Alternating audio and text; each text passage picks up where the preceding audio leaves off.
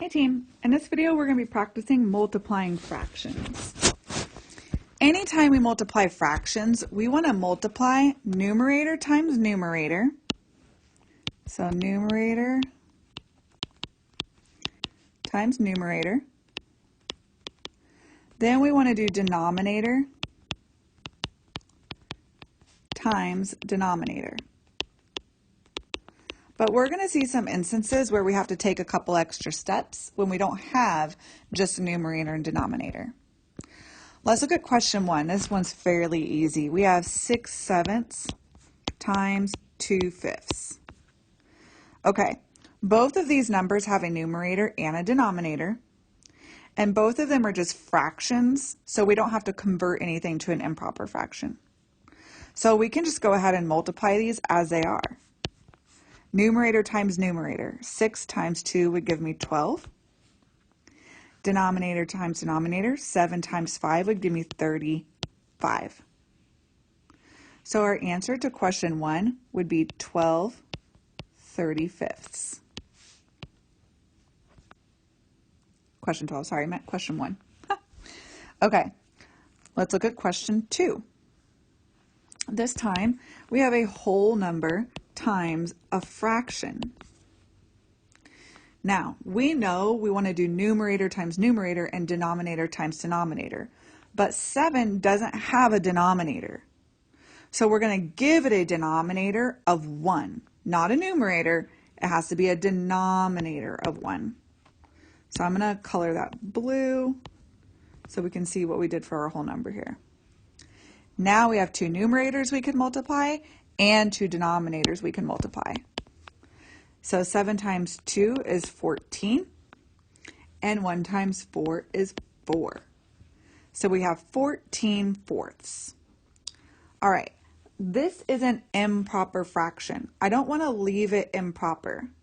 So we're going to convert it to a mixed number by taking numerator divided by denominator.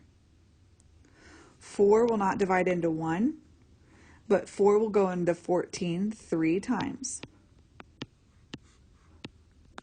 We have a remainder of 3, so we're going to bring it up into our answer and write it as 3/4 because 4 is our divisor. So our equivalent answer is 3 3/4.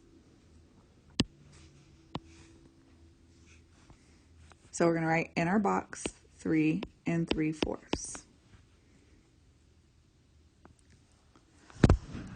All right, so the thing we need to remember is when we multiply, it's numerator times numerator and denominator times denominator. If we have a whole number, before we multiply, we have to give that whole number a denominator of 1. Let's look at a different situation.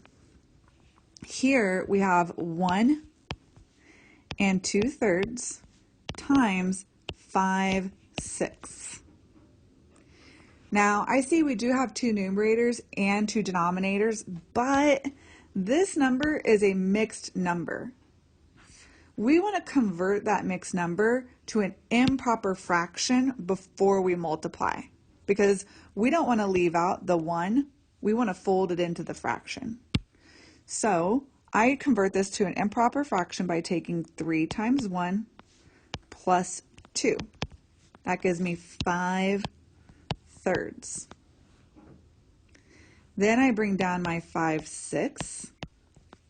Now I have my equivalent expression.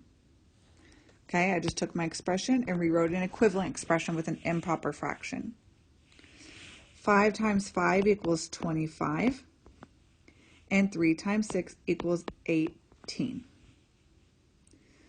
Okay, our product, our answer, came out to be an improper fraction. So we're going to rewrite it as a mixed number, and we do that by taking the numerator. I'm going to write it in a different color actually. We do that by taking the numerator divided by denominator. 18 won't divide into 2, but it does go into 25 once. I have 7 remaining. Rewrite our remainder as a fraction. So we have 1 7/18. So my equivalent answer is 1 7/18 when we write it as a mixed number. So our final answer, we're going to write it in as 1 7/18. The thing we need to remember from this is when we multiply mixed numbers, like we did here, that mixed number has to first be converted to an improper fraction like we did here. Then you can multiply. Let's try one more.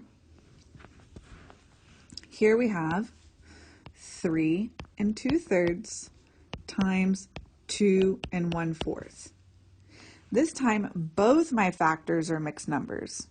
So again, yes, we do need to convert both of them to improper fractions before we multiply. So I'm going to start with the first one. 3 times 3 is 9, plus 2 is 11. So we now have 11/3. Now we're going to do the same thing to the second one. 4 times 2 is 8, plus 1 more is 9. So we have 9/4. When we multiply numerator times numerator, we get 99.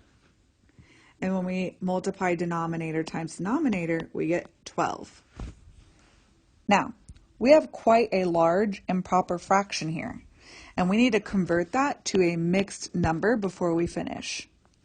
I know to convert it to a mixed number, we would take that numerator, 99, and divide it by that denominator, 12. Now 12 won't divide into 9, but 12 will divide into 99 8 times. That gives me 96, and when I subtract, I have a remainder of 3. We must bring that remainder up into our answer and write it as 3/12. So my equivalent answer, or my answer as a mixed number, is 8 3/12. So we're going to write that in our answer box.